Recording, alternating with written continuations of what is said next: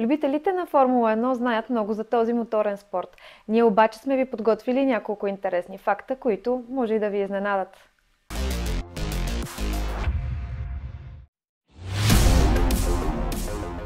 Болидите могат да спират по-бързо, отколкото ускоряват.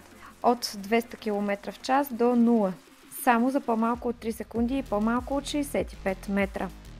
В завой натоварването върху пилота може да бъде екстремно. При някои завои пилотите изпитват натиск, сякаш върху тях е седнал слон. Тежестта, която се усеща от собственото тегло, се умножава по 5. Волана на болид от Формула 1 често струва колкото ново Порше. Цената на компонента е сравнима. Най-високата скорост, постигана от болид от Формула 1 по време на състезание, е 372,6 км в час.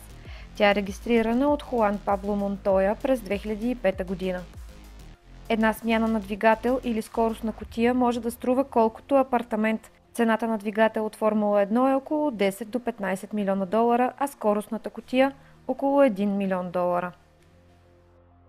Най-бързата смяна на гуми е почти извън законите на физиката. Отбора на Макларен поставя рекорд за най-бързо спиране в бокса в историята на Формула 1 през 2023 година. Техниците успяват да сменят гумите едва за 1 секунда и 80 стотни.